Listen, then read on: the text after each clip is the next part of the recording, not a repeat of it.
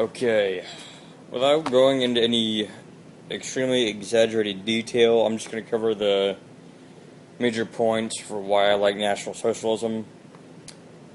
Pretty much, as far as the economy goes, it keeps everything internalized and not dependent upon foreign investors for capital gain. Everything economically is internalized. It keeps jobs within its own borders and provides jobs for its own citizens, as opposed to outsourcing jobs to some dude in the Middle East. I explained this more in my Keep Jobs in the U.S. video a little bit, so you can go watch that one. Pretty much it keeps us from depending upon other countries and other exports/imports to make capital gain. It just internalizes everything and goes off the country's natural resources. Okay, as far as education, it sets a higher standard, because I don't know much about Canada's education system where you're at, but here in the U.S., the education system, instead of helping students meet the standard that's already there, they're deciding it's a better idea to just lower the standard and make it easier, which shouldn't be happening. You should be putting money towards the education system to help the students meet the standard that's already there. Because what's happening here in the U.S. is there are minorities that cannot meet that standard right now, and so rather than putting funding into helping them understand it, they're just completely lowering the requirement for test grades and all the other educational standards just so that these minorities can, make it into the next grade, which that doesn't fix the problem. The person still doesn't learn anything new. They still barely understand the material. You're just allowing a person who's that much less educated to continue on to the next grade without having a full understanding of everything that he was just taught throughout that year. That does not solve the problem, that just makes it worse. National Socialism, the educational standard would be much higher. You'd be required to have an extreme understanding. I don't want to say extreme understanding of it, but you would have to show that you have a significant amount of knowledge, that you fully understand everything that you were taught throughout the last year or whatever in school. That's the National Socialism. They have higher educational standards, which was another reason I liked it. There are many others, but for the sake of not wanting to make a fucking 20-30 minute long video, those are the two primary points of why I like National Socialism. Okay, now, you asked... Well, before I get into going any further, I also noticed in your video that when you used you edited it to have what I was saying in your video. That's all fine and dandy. The problem is that when I was talking about allowing other, races or whatever, ethnicities, whatever you want to call them, to have the right to live, I was saying that in contradiction to Hitler's belief, which was that they should all be killed. So next time, I would greatly appreciate it if you would not, cut and chop what I say to make it sound like what you want it to sound like. Alright, sound fair? Now, moving on to who should have won World War II. Well, the war, you can never really say who should have won it, because that's how war is, If you ever know who should have won the war, well then, why didn't they win the war? But Hitler's initial plan for World War II was to restore Germany into what was once the Germanic Empire. That was his initial goal. Yes, there are many others, but that was his primary goal for doing this, the whole thing. The U.S., I believe, was the primary reason why the Axis powers lost the war, because originally, the U.S. just didn't want to get involved. They were, saying, who gives a fuck what happens in Europe? This is America, let us do our thing and you guys do your thing. But Japan, for some fuck-odd reason, had to go and attack the U.S., and thus dragged the U.S. into World War II. So, I think if that hadn't happened, that the Axis powers would have had a much greater chance of winning the war, and I say much greater because this is still keeping in mind Hitler's significant fuck-up of attacking Russia. So, assuming that he had not drawn the U.S. into the World War II, actually it wasn't him, it was Japan, so assuming Japan had not drawn the U.S. into World War II, I think that Hitler and the Axis powers had a much greater chance of winning the war. Okay, now, moving on. Let's see, you also asked, as far as keeping separation of church and state, right, yes, Hitler did use religion for political gain, but just because one man did that does not mean that you can judge an entire group of people on the actions of one man.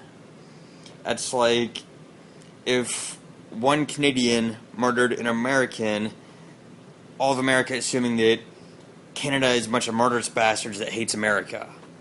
I would say that's a pretty false, statement there. So you can't judge the actions of a mass group of people on one man, or vice versa. So, that being said, it also means pretty much that not everyone agrees with what, his methods were. Just because I'm a National Socialist doesn't necessarily mean that I agree with every tiny little fucking thing that Hitler did. There are many things I would have done different. But again, I don't feel like fucking making a 30-minute video here, so I'm just going to have to hold off on explaining all that. Okay, regarding the same race issues in the communities, I think you completely missed the point of what I was trying to say, because I wasn't saying all of the time for these kind of things. I was saying that most of the time, or in some instances, phrases like that. Because I know it's not all the time. It'd be physically impossible for it to be all the time. So, again, please try not to put words in my mouth and make it sound like I'm saying something I'm not. Because that really affects the whole thing. And to prove what I was saying in the last video, I went and did some more research just to make sure I was correct in what I was saying. And I went to the U.S. Department of Justice website, and from the dates of 1973 to 2002, the blacks, or African Americans, whatever you want to, politically correct term you want to fucking use, they made up 15% of the U.S. population.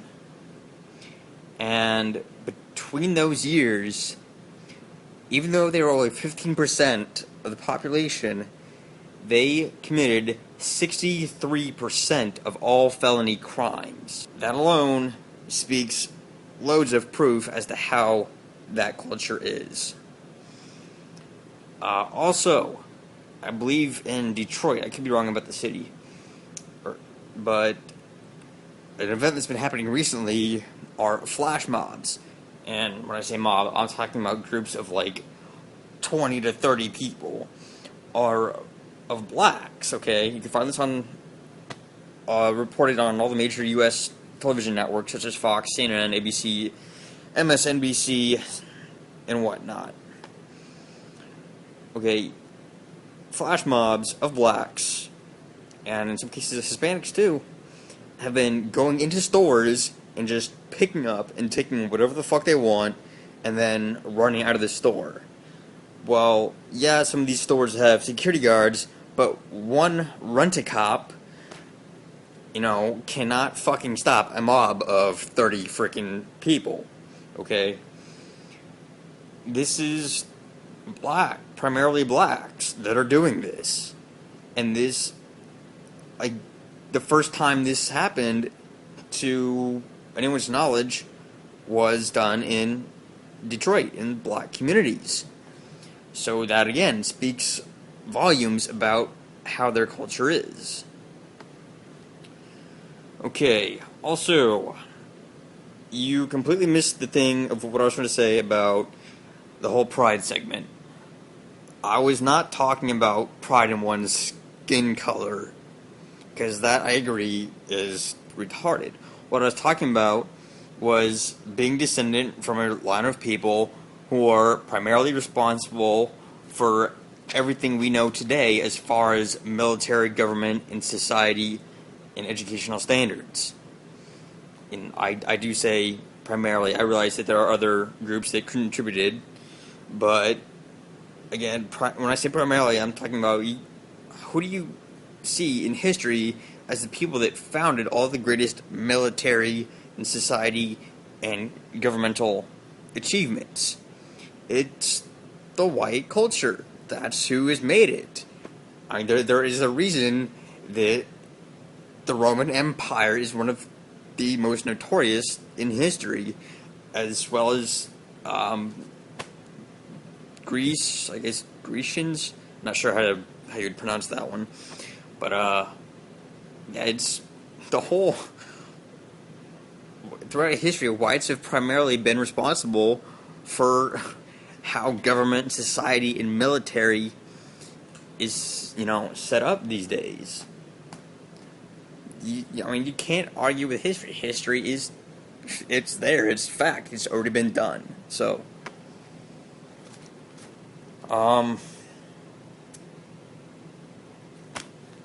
yeah. Now I can understand where some people would, have the viewpoint of thinking the whole idea is completely retarded, but obviously it's not that retarded if there's other cultures that are doing it as well, not just whites.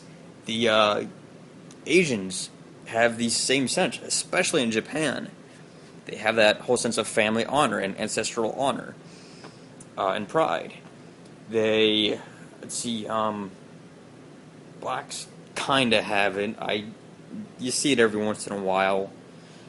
The one they talk about most of the time is the whole Dr. King giving them their civil rights and whatnot. A lot of them say, "Hey, I'm proud to be black because of this." They have that too. The Hispanics, well, you go to the southern parts of the U.S. and there's massive Hispanic population, and you hang out with them and you'll learn that they have the same ideology of, family pride and honor. So, while at some degree it may seem like a retarded concept, obviously it can't be that, of a taboo thing, because almost all the other, races and ethnicities are, having this same ideology. The Holocaust numbers. Again, not trying to make a 30-minute video here. We'll leave that subject alone, also for the sake of, I'm sure that would get me like 20 million, flags as soon as I mention talking about the Holocaust. And seeing as how I just started this channel, let's try to avoid that one for now. I'm just going to say that the numbers are greatly exaggerated. I'm not denying a lot of Jews died, but I seriously doubt it is anywhere near the number they're claiming it to be. Now, I guess, and I'll save that rant for another video. Yeah, it's better if I just do that. As far as Pepsi or Coke, I have no idea how that's even fucking relevant to any of this, but I would have to say Coke